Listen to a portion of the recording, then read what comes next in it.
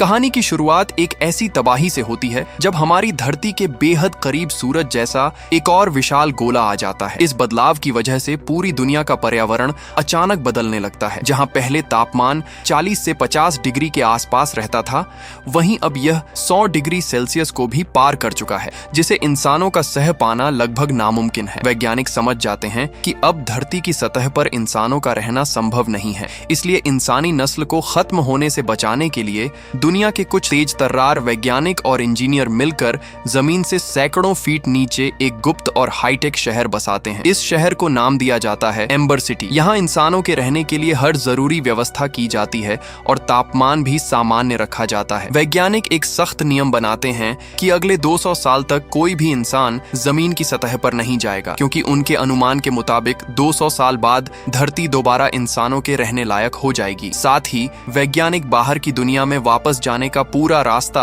और जरूरी निर्देश एक खास मेटल बॉक्स में बंद कर देते हैं। इस बॉक्स में एक ऑटोमेटिक टाइमर लगाया जाता है जो ठीक 200 साल बाद अपने आप खुलने वाला था। यह बॉक्स शहर के पहले मेयर को सौंप दिया जाता है और तय किया जाता है कि हर मेयर के बाद यह जिम्मेदारी अगले मेयर को सौंप दी जाएगी। लेकिन कहानी में असली ट्विस्ट तब आता है जब यह मेटल बॉक्स शहर के 7वें मेयर के पास पहुंचता है। अचानक हार्ट अटैक की वजह से उसकी मौत हो जाती है और वह अपने साथ इस बॉक्स का राज भी ले जाता है। इसके बाद आने वाले किसी भी मेयर को इस बॉक्स के बारे में कुछ पता नहीं होता। धीरे धीरे लोग इस बेहद जरूरी बॉक्स को पूरी तरह भूल जाते हैं और वह शहर के किसी कोने में पड़ा धूल खाता रहता है। फिर आखिरकार 200 साल पूरे हो जाते हैं और मेटल बॉक्स अपने आप खुल जाता है। लेकिन अब समस्या यह थी कि उस बॉक्स के बारे में किसी को पता ही नहीं था। नतीजा ये हुआ कि बाहर की दुनिया में वापस लौटने का रास्ता बताने वाला सबसे जरूरी संदेश लोगों तक पहुंच ही नहीं पाया। कई साल बाद हम उसी एम्बर सिटी को देखते हैं जिसे कभी इंसानी नस्ल को बचाने के लिए बनाया गया था। यहाँ की जिंदगी बाकी दुनिया से बिल्कुल अलग है। शहर के अपने कड़े कानून हैं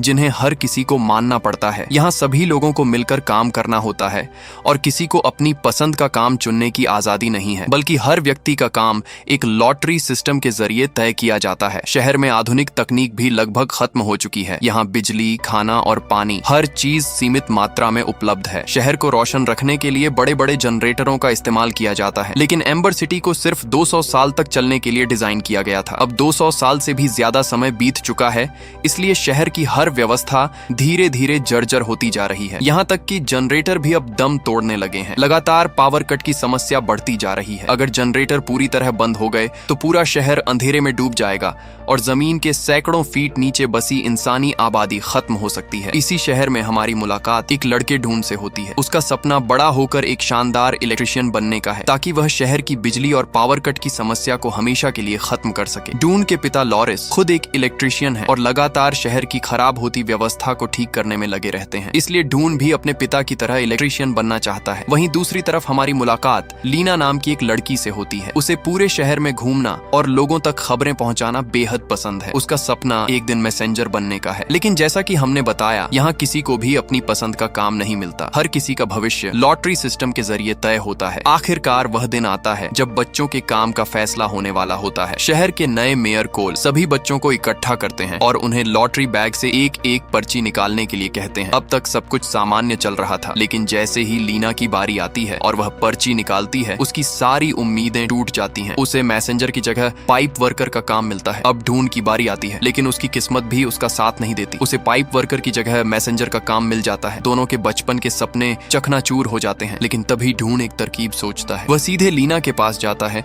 और उससे अपना काम बदलने की बात करता है। ढूंढ कहता है, कुछ भी कर लूंगा, लेकिन मैसेंजर नहीं बनना चाहता। क्या तुम अपना पाइप वर्कर वाला काम मुझे दे सकती हो और मेरा मैसेंजर वाला काम खुद रख लोगी? यह सुनते ही लीना बेहद खुश हो जाती है और दोनों आपस में अपनी पर्चियां बदल लेते हैं। अब लीना का सपना पूरा हो चुका था और वह खुशी खुशी अपने घर पहुंचती है। वहाँ वह अपनी दादी ग्रेनी को यह खुशखबरी सुनाती है। लीना के माता पिता की पहले ही मौत हो चुकी है, इसलिए उसकी देखभाल उसकी दादी ही करती है। लेकिन बढ़ती उम्र के साथ ग्रेनी की याददाश्त कमजोर हो चुकी है। लीना की एक छोटी और शरारती बहन भी है जिसका नाम पपी है। उस रात लीना पपी को सुलाने के लिए अपने पिता की एक पुरानी रिकॉर्डिंग चलाती है। रिकॉर्डिंग में उसके पिता लीना से कहते हैं कि इस दुनिया के बाहर भी एक खूबसूरत दुनिया है और एक दिन इंसानों को वहाँ वापस जाना होगा। वह अपने संदेश में उस खास मेटल बॉक्स का भी जिक्र करते हैं जिसमें बाहर की दुनिया में जाने का रास्ता छिपा हुआ है। लेकिन लीना को यह सब बचपन की कहानी जैसा लगता है। उसे बिल्कुल अंदाजा नहीं होता कि जिस मेटल बॉक्स की उसके पिता बात कर रहे थे वह असल में उसी के घर में पड़ा हुआ है और वह उसे सिर्फ एक बेकार सामान समझती है। अगली सुबह लीना अपने नए बॉस फ्लेरी के पास पहुंचती है। फ्लेरी शहर के सभी मैसेंजर्स का प्रमुख है और नियमों को लेकर काफी सख्त है। वह लीना को मैसेंजर की पहचान वाली लाल जैकेट देता है और उसे उसके काम के नियम समझाने लगा है। मैसेंजर का काम सिर्फ संदेश पहुंचाना है, उसे संदेश पढ़ने की अनुमति नहीं होती और हर संदेश पहुंचाने के बदले लोगों से 20 कॉइन लेने होते हैं। लेकिन लीना को इन नियमों की पहले से अच्छी जानकारी होती है। फ्लेरी भी समझ जाता है कि यह लड़की इस काम के लिए काफी होनहार है। इसके बाद लीना बिना समय गंवाए पूरे जोश के साथ एम्बर सिटी की गलियों में खबरें पहुंचाने निकल पड़ती हैं। वह अपनी पहली खबर लेकर एक महिला क्लैरी के घर पहुंचती है, लेकिन वहां पहुंचते ही उसे कुछ अजीब देखने को मिलता है। एक आदमी पागलों की तरह चिल्ला रहा होता है कि शहर के उस अंधेरे इलाके में जहां किसी का जाना मना है, उसने एक बेहद बड़ा और भयानक मॉन्स्टर देखा है। कोई भी उसकी बात पर विश्वास नहीं करता। तभी शहर के गार्ड्स वहां पहुंचते हैं और उसे पकड़ कर ले जाते हैं। लेकिन लीना की नजर जमीन पर पड़ी एक अजीब चीज पर जाती है। वह उस मॉन्स्टर का एक सींग होता है। सींग को देखते ही लीना के होश उड़ जाते हैं और उसे एहसास हो जाता है कि वह आदमी शायद सच बोल रहा था। दूसरी तरफ डून अपने नए काम पर पहुंचता है, जहां उसकी मुलाकात अपने सीनियर मार्टिन से होती है। मार्टिन बेहद सख्त और गुस्सैल इंसान है। डून वहां पहुंचकर देखता है कि शहर की हालत उसकी सोच से भी ज्यादा खराब है। पाइपलाइनें पूरी तरह सड़ चुकी हैं और उन्हें ठीक करने के लिए जरूरी सामान और टूल्स भी शहर में मौजूद नहीं है। मार्टिन डून से साफ कहता है कि यह शहर अब खत्म होने की कगार पर है। वे लोग चाहे जितनी कोशिश कर लें, उनके पास शहर को बचाने के लिए जरूरी संसाधन ही नहीं है। इसलिए अब उन्हें बस उस दिन का इंतजार करना चाहिए जब यह पूरा शहर आखिरकार ढह जाएगा। मार्टिन और बाकी वर्कर्स ने उम्मीद छोड़ दी थी, लेकिन डून हार मानने वालों में से नहीं था। वह इस तबाही को रोकने का फैसला करता है और शहर की सड़ी हुई पाइपलाइनों को खुद ठीक करने की कोशिश शुरू कर देता है। इसके लिए वह एक चाल चलता है। जब मार्टिन सो रहा होता है, तब डून उसकी जेब से शहर की पाइपलाइनों का नक्शा चुरा लेता है। अब इस नक्शे के सहारे वह शहर की उन पाइपलाइनों की तलाश में निकल पड़ता है जिनका रास्ता आज तक किसी को ठीक से पता नहीं था। पूरे एम्बर सिटी के नीचे पाइपलाइनों का एक विशाल जाल फैला हुआ था। लेकिन सबसे बड़ा सवाल ये था कि ये पाइपलाइनें आखिर जाकर खत्म कहाँ होती हैं। डून को अभी नहीं पता था कि इन पाइपलाइनों की तलाश उसे शहर के सबसे बड़े रहस्य तक पहुंचाने वाली है। डून चलते चलते एक कमरे के दरवाजे के पास पहुंचता है, जिस पर 351 नंबर लिखा होता है। लेकिन सबसे अजीब बात यह थी कि शहर के नक्शे में इस कमरे के बारे में एक शब्द भी नहीं लिखा था। उत्सुकता से दरवाजा खोलता है और अंदर चला जाता है। अंदर उसे एक बड़ी सुरंग दिखाई देती है। सुरंग के रास्ते आगे बढ़ते हुए जब वह ऊपर पहुंचता है तो उसे पता चलता है कि यह एक विशाल स्टोर रूम है, जहां खाने पीने की चीजें रखी जाती हैं। लेकिन यहाँ डून को कुछ ऐसा दिखाई देता है जिसे देखकर वह हैरान रह जाता है। शहर के लोगों को बताया गया था कि खाने पीने की चीजों की भारी कमी हो चुकी है, लेकिन इस स्टोर रूम में खाने का ढेर सारा सामान मौजूद था। तभी लूपर नाम का एक अकड़ू लड़का वहां पहुंच जाता है। वह असल में स्टोर का मैनेजर था। लूपर डून को डांटते हुए पूछता है कि वह बिना इजाजत स्टोर रूम में कैसे घुस आया। इसके बाद वह डून को धक्के देकर वहां से बाहर निकाल देता है। तभी अचानक एक बार फिर पावर कट हो जाता है और पूरा शहर घनघोर अंधेरे में डूब जाता है। अंधेरे के बीच गार्ड्स फ्लेयर गन जलाते हैं, जिसकी रोशनी में लोगों को अपनी जगह तक पहुंचने में मदद मिलती है। उसी दौरान डून, जो पास ही मौजूद था, लीना के पास पहुंचता है और उससे पूछता है कि क्या वह ठीक है। अब तक दोनों के बीच काफी अच्छी दोस्ती हो चुकी थी। लीना कहती है कि वह ठीक है। इसके बाद वह डून को उस मॉन्स्टर के बारे में बताती है जिसे उसने देखा था। तभी अचानक बिजली वापस आ जाती है। लीना डून को उस मॉन्स्टर का सींग देती है और उससे इस रहस्य का पता लगाने के लिए कहती है। डून सबसे पहले जनरेटर रूम में पहुंचता है। वहां वह एक विशाल जनरेटर को देखता है, लेकिन उस वक्त पूरे कमरे में अफरा तफरी मची हुई थी। जनरेटर पूरी तरह नियंत्रण से बाहर हो चुका था और किसी भी वक्त फट सकता था। दूसरी तरफ लीना अपने घर वापस पहुंचती है। वहां उसकी दादी उसे कुछ बताने की कोशिश करती है, लेकिन उनकी कमजोर याददाश्त की वजह से वह ठीक से बोल नहीं पाती। लीना धीरे धीरे समझने की कोशिश करती है कि उसकी दादी आखिर क्या कहना चाह रही है। तभी उसे उस मेटल बॉक्स का ख्याल आता है। लीना तुरंत घर में उस बॉक्स को ढूंढने जाती है, लेकिन वहां पहुंचकर देखती है कि उसकी छोटी बहन पप्पी बॉक्स के अंदर रखे कागज को चबा रही है। लीना पप्पी से मेटल बॉक्स लेती है और उसे अपनी दादी के पास लेकर आती है। बॉक्स को देखते ही दादी अचानक बोल पड़ती हैं, हाँ, ये बक्सा बहुत खास है। लेकिन इससे पहले कि वह लीना को इसके बारे में कुछ और बता पाती, उनकी कमजोर याददाश्त की वजह से वह फिर सब कुछ भूल जाती है। कुछ देर बाद लीना को एक नया संदेश पहुंचाने का काम मिलता है। यह संदेश लूपर का था। लूपर लीना से कहता है कि उसे मेयर के पास जाकर उसका एक सीक्रेट मैसेज पहुंचाना है। लीना वह संदेश लेकर मेयर के ऑफिस पहुंच जाती है। वहां उसकी नजर शहर के पुराने मेयर्स की तस्वीरों पर पड़ती है। तभी उसे एक बड़ा रहस्य पता चलता है। इस शहर के 7वें मेयर कोई और नहीं बल्कि लीना के दादाजी थे, जिनकी हार्ट अटैक से मौत हुई थी। लीना पुराने फोटो में अपने दादाजी के हाथ में वही मेटल बॉक्स देखती है। अब उसे यकीन हो जाता है कि यह बॉक्स कोई मामूली चीज नहीं है। लीना मेयर को लूपर का संदेश देती है और फिर मौका मौका देखकर उनसे उस मेटल बॉक्स के बारे में पूछती है, लेकिन मेयर को इस बॉक्स के बारे में कुछ भी पता नहीं होता। वह लीना को चुपचाप अपना काम करने के लिए कह देते हैं। दूसरी तरफ ढूंढ उस मॉन्स्टर के सींग को अपने पिता के पास लेकर जाता है। वह उनसे जानना चाहता है कि आखिर जमीन से सैकड़ों फीट नीचे इतना बड़ा जानवर कैसे रह सकता है। ढूंढ के पिता उस सींग को देखकर बताते हैं कि यह किसी बड़े कीड़े जैसा लगता है, लेकिन सवाल यह था कि कोई कीड़ा इतना बड़ा कैसे हो सकता है। इसका जवाब उनके पिता के पास भी नहीं था, बल्कि वह ढूंढ को इन सब चीजों के पीछे न पड़ने की सलाह देते हैं और कहते हैं कि उसे अपने काम पर ध्यान देना चाहिए। उधर लीना उस मेटल बॉक्स का रहस्य सुलझाने में लगी रहती है। वह समझ चुकी थी कि यह कोई साधारण बॉक्स नहीं है, लेकिन बॉक्स के अंदर रखे कागज के कई टुकड़े हो चुके थे, इसलिए उन्हें पढ़ना लगभग नामुमकिन था। उसे बॉक्स के अंदर एक छोटा सा ग्लास केस भी मिलता है, जिसका इस्तेमाल उसे समझ नहीं आता। लीना हार नहीं मानती, वह तुरंत ढूंढ को सारी बात बताती है। दोनों मिलकर कागज के टुकड़ों को जोड़ना शुरू करते हैं। काफी मेहनत के बाद आखिरकार वे उन कागजों को समझने में कामयाब हो जाते हैं। उन्हें पता चलता है कि इन कागजों में एम्बर सिटी से बाहर निकलने का पूरा रास्ता बताया गया है और उसमें 371 नंबर वाले कमरे का भी जिक्र था। दोनों बिना समय गंवाए सीधे उसी कमरे की तरफ निकल पड़ते हैं। वहां पहुंचने पर उन्हें दो आदमी घबराए हुए भागते दिखाई देते हैं। उनके पीछे वही भयानक मॉन्स्टर पड़ा हुआ था। लीना और ढूंढ वहां पहुंचकर देखते हैं कि सुरंग के अंदर ढेर सारे बिस्किट के पैकेट पड़े हुए हैं। ये बेहद महंगे और अच्छी क्वालिटी के बिस्किट थे, जो कई साल पहले ही शहर में मिलना बंद हो चुके थे। दोनों के मन में एक ही सवाल उठता है, अगर शहर में ऐसी चीजें मिलती ही नहीं है तो ये बिस्किट यहाँ आए कहां से। तभी अचानक वही भयानक मॉन्स्टर उन्हें देख लेता है और उनके पीछे दौड़ पड़ता है। ढूंढ लीना से कहता है कि वह ऊपर वाले कमरे में भागे और खुद मॉन्स्टर का ध्यान भटकाने लगता है, लेकिन मॉन्स्टर लीना के पीछे ही पहुंच जाता है। तभी सही वक्त पर ढूंढ वहां पहुंचता है और लीना को बचा लेता है। दोनों किसी तरह अपनी जान बचाकर वहां से भाग निकलते हैं। उन्हें अब भी समझ नहीं आ रहा था कि इतना विशाल मॉन्स्टर आखिर इस शहर के अंदर आया कैसे। तभी लीना की नजर ढूंढ के हेलमेट पर पड़ती है। उस हेलमेट पर उसके पिता का नाम लिखा हुआ था। ये देखकर लीना को कुछ गड़बड़ महसूस होती है और वह इस बारे में जानने के लिए अपनी दादी के पास जाती है, लेकिन घर पहुंचने पर उसे पता चलता है कि उसकी दादी अब इस दुनिया में नहीं रही, उनकी मौत हो चुकी थी। अब लीना के पास अपने माता पिता के बारे में जानने का एक ही रास्ता बचा था, क्लैरी। क्लैरी उसके माता पिता की दोस्त थी और शायद वही उसके पिता के बारे में कुछ बता सकती थी। लीना क्लैरी को वह हेलमेट दिखाती है और उसके बारे में पूछती है। तब क्लैरी उसे एक ऐसा सच बताती है जिसे उसने आज तक लीना से छुपा कर रखा था। वह बताती है कि लीना के पिता भी एक इलेक्ट्रिशियन थे और उनका सबसे बड़ा सपना था कि इस शहर के सभी लोगों को एक दिन बाहर की दुनिया में ले जाया जाए। उनका मानना था कि एम्बर सिटी के बाहर भी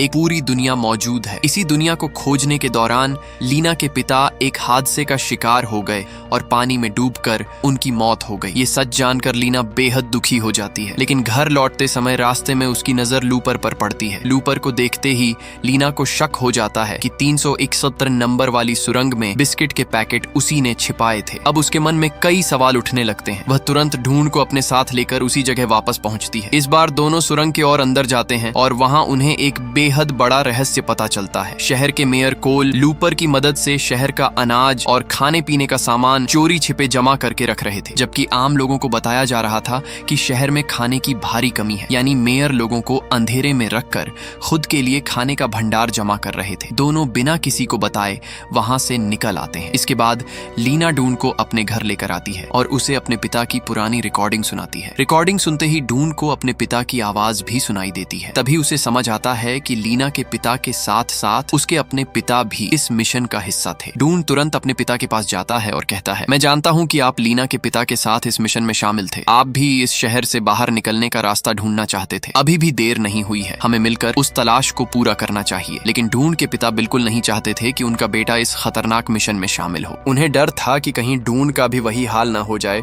जो लीना के पिता का हुआ था। दूसरी तरफ लीना मेयर की गद्दारी को पूरे शहर के सामने लाना चाहती थी, इसलिए वह मेयर के सबसे भरोसेमंद गार्ड के पास जाती है और उसे सब कुछ बता देती है। लीना को लगता था कि वह गार्ड उसकी मदद करेगा, लेकिन वह गार्ड पहले से ही मेयर के साथ मिला हुआ था। वह लीना को पकड़कर सीधे मेयर के पास ले जाता है। उस वक्त मेयर आराम से बैठकर सूप पी रहे होते हैं। तभी लीना की नजर मेयर के पास मौजूद एक खास बैज पर पड़ती है। उस बैज पर ठीक वैसा ही निशान बना हुआ था जैसा उसने मेटल बॉक्स के अंदर मौजूद ग्लास केस पर देखा था। तभी अचानक शहर में फिर से बिजली चली जाती है और चारों तरफ अंधेरा छा जाता है। लीना इसी मौके का फायदा उठाती है। वह मेयर के गले से वह बैज खींच लेती है और वहां से भाग जाती है। गार्ड्स तुरंत उसके पीछे दौड़ पड़ते हैं। उधर मेयर के गार्ड ढूंढ को पकड़ने उसके घर पहुंचते हैं, क्योंकि उन्हें पता चल चुका था कि वह लीना की मदद कर रहा है। लेकिन ढूंढ वहां नहीं मिलता। मेयर अब लीना और डून दोनों को शहर का अपराधी घोषित कर देता है और ऐलान करता है कि जो भी उन्हें पकड़ कर लाएगा उसे बड़ा इनाम दिया जाएगा। इस बीच लीना और डून कचरे के ढेर के बीच छिपे होते हैं। वहाँ दोनों मेयर के बैज और ग्लास केस को आपस में मिलाकर देखते हैं। अचानक एक खास निशान बनकर सामने आता है। वही निशान जनरेटर रूम के दरवाजे पर भी बना हुआ था। अब दोनों समझ जाते हैं कि यह निशान असल में जनरेटर रूम के दरवाजे की चाबी है। इसके बाद लीना चुपके से अपनी छोटी बहन पपी को बुलाती है और उसे अपने साथ लेकर जनरेटर रूम की तरफ निकल पड़ती है। वहाँ पहुंचकर लीना और डून दरवाजा खोलने की पूरी कोशिश करते हैं, लेकिन दरवाजा नहीं खुलता। तभी लीना अपने हाथ में मौजूद नक्शे को दोबारा ध्यान से देखती है और तभी उसे नक्शे में एक ऐसी चीज दिखाई देती है जो अब तक उसकी नजरों से छिपी हुई थी। जनरेटर के कुछ खास निशानों और नक्शे में बनी लाइनों को ध्यान से देखने पर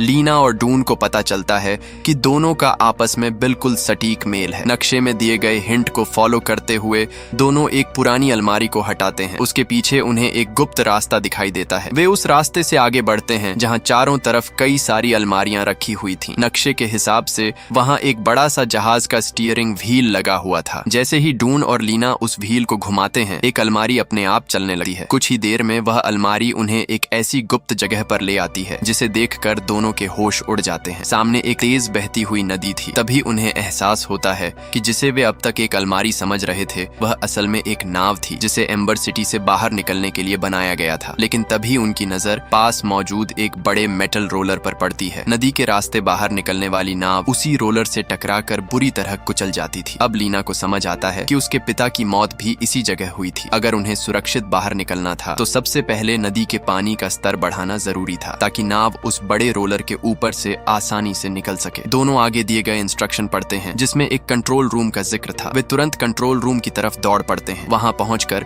उन्हें कंट्रोल रूम के दरवाजे पर वही निशान दिखाई देता है जो उन्होंने मेयर के बैज और ग्लास केस को मिलाकर बनाया था। अब उन्हें समझ आ जाता है कि यही निशान कंट्रोल रूम की चाबी है। उस चाबी की मदद से दोनों कंट्रोल रूम के अंदर पहुंच जाते हैं। अंदर उन्हें पता चलता है कि एम्बर सिटी की लगभग पूरी मैकेनिकल व्यवस्था यहीं से कंट्रोल होती है। लेकिन सबसे बड़ी परेशानी यह थी कि उन्हें समझ नहीं आ रहा था कि आखिर करना क्या है। तभी ढूंढ लीना से वह चाबी लेता है और उसे एक खास जगह पर रख देता है। अचानक पूरे कंट्रोल रूम की लाइटें जगमगा उठती हैं। लीना तुरंत आगे दिए गए इंस्ट्रक्शन पढ़ने लगती है और ढूंढ से कहती है कि उसे पहले रोलर का थ्रस्ट पूरी तरह बढ़ाना होगा। ढूंढ ऐसा ही करता है और कुछ ही सेकंड में वह विशाल रोलर तेजी से घूमने लगता है। इसके बाद लीना अगले इंस्ट्रक्शन पढ़ती है और बताती है कि अब दूसरे रोलर का थ्रस्ट पूरी तरह बंद करना है। लेकिन जैसे ही दूसरा रोलर रुकता है, अचानक पहला रोलर भी रुक जाता है और उसमें खराबी आ जाती है। तभी इमरजेंसी सायरन बजने लगता है। सायरन की आवाज सुनते ही ढूंढ का सीनियर और बाकी वर्कर्स तुरंत कंट्रोल रूम की तरफ दौड़ पड़ते हैं, क्योंकि अगर यह रोलर पूरी तरह बंद हो जाता तो उसे दोबारा चालू करना लगभग नामुमकिन था। और अगर ऐसा होता तो एम्बर सिटी की बिजली हमेशा के लिए बंद हो सकती थी। ढूंढ भी तुरंत अपने सीनियर की मदद करने पहुंच जाता है। दोनों मिलकर पूरी ताकत लगा देते हैं और आखिरकार किस्मत उनका साथ देती है। रोलर दोबारा घूमना शुरू कर देता है। इसके बाद ढूंढ अपने सीनियर को बताता है कि उसे एम्बर सिटी से बाहर निकलने का रास्ता मिल गया है, लेकिन उसका सीनियर उसकी बात पर विश्वास नहीं करता। 7वें मेयर की मौत के बाद शहर के लोग पूरी तरह भूल चुके थे कि उन्हें कभी इस शहर से बाहर निकलना था। उनके लिए बाहर की दुनिया अब सिर्फ एक पुरानी कहानी बन चुकी थी। इधर शहर के लोग अपना एक फेस्टिवल मना रहे होते हैं। तभी अचानक शहर का वह फव्वारा जो कई सालों से सूखा पड़ा था, उसमें पानी आने लगता है। ये देखकर मेयर को डर लग जाता है कि कहीं अब एम्बर सिटी का अंत तो नहीं होने वाला। वह तुरंत अपने सीक्रेट स्टोर रूम की तरफ भागते हैं जहां उन्होंने शहर का सारा खाने पीने का सामान छिपा कर रखा था। रास्ते में उनकी मुलाकात लूपर से होती है। लूपर मेयर के साथ चलने की कोशिश करता है, लेकिन मेयर अब सिर्फ खुद को बचाना चाहते थे। वह लूपर को पीट कर वहां से हटा देते हैं और सारा खाना अपने कब्जे में ले लेते हैं। लेकिन तभी उन्हें पता चलता है कि उसी कमरे में वह भयानक मॉन्स्टर भी मौजूद है। मेयर के पास बचने का कोई रास्ता नहीं होता और आखिरकार वही मॉन्स्टर उसे अपना शिकार बना लेता है। दूसरी तरफ ढूंढ का सीनियर उसे समझाता है कि अब उसे अपनी मंजिल की तरफ जाना चाहिए। वह ढूंढ से कहता है कि वह उसकी चिंता न करे, क्योंकि वैसे भी अब उसके पास ज्यादा समय नहीं बचा है। इसके बाद ढूंढ, लीना और पप्पी नाव पर सवार होकर एम्बर सिटी से बाहर निकलने के लिए रवाना हो जाते हैं। कुछ ही देर बाद उनकी नाव उस खतरनाक रोलर तक पहुंचती है, लेकिन इस बार पानी का स्तर सही था और नाव बिना कुचले उस रोलर के ऊपर से निकल जाती है। अब तेज बहते पानी के साथ उनकी नाव आगे बढ़ती चली जाती है। कुछ समय बाद नाव एक किनारे पर जाकर रुकती है। वहां ढूंढ को एक बॉक्स मिलता है जिसके अंदर आगे के इंस्ट्रक्शन रखे हुए थे। तीनों उन इंस्ट्रक्शन को फॉलो करते हुए सामने बनी सीढ़ियों से ऊपर जाते हैं, लेकिन ऊपर पहुंचने पर उन्हें सिर्फ अंधेरा और एक बिल्कुल सुनसान जगह दिखाई देती है। ये देखकर उन्हें लगता है कि शायद उन्होंने गलत रास्ता चुन लिया है और उनकी सारी मेहनत बेकार चली गई। तभी ढूंढ की नजर एक छोटे से छेद पर पड़ती है। वह उस छेद के पास जाता है और किसी तरह उसे खोल देता है। तीनों उस रास्ते से बाहर निकल आते हैं, लेकिन उन्हें अभी तक एहसास नहीं था कि वे धरती की सतह पर पहुंच चुके हैं। चारों तरफ अंधेरा होने की वजह से उन्हें लगता है कि बाहर की दुनिया शायद वैसी है ही नहीं जैसा उन्हें बताया गया था। इतनी मेहनत के बाद निराश होकर तीनों वहीं सो जाते हैं। लेकिन अगली सुबह जब सूरज की पहली किरण ढूंढ के चेहरे पर पड़ती है तो उसकी आंख खुल जाती है। ढूंढ सामने का नजारा देखकर पूरी तरह हैरान रह जाता है। वह तुरंत लीना और पप्पी को जगाता है। तीनों अपनी पूरी जिंदगी में पहली बार सूरज, नीला आसमान, हरी भरी जमीन और इतनी खूबसूरत दुनिया देखते हैं। अब धरती के पास आया वह दूसरा सूरज जैसा विशाल गोला भी जा चुका था और पृथ्वी दोबारा इंसानों के रहने लायक बन चुकी थी। उन्हें समझ आ जाता है कि आखिरकार उनकी सारी मेहनत रंग लाई। वे अपने असली घर यानी धरती की सतह पर वापस लौट चुके थे। तभी उन्हें एक खूबसूरत चिड़िया दिखाई देती है। तीनों उसके पीछे पीछे आगे बढ़ते हैं और अचानक उन्हें एक बेहद गहरा और विशाल गड्ढा दिखाई देता है। गड्ढे के अंदर झांकने पर उन्हें अपना पुराना अंडरग्राउंड शहर एम्बर साफ दिखाई देता है। तभी लीना के दिमाग में एक आइडिया आता है। वह तुरंत अपने हाथ से एक चिट्ठी लिखती है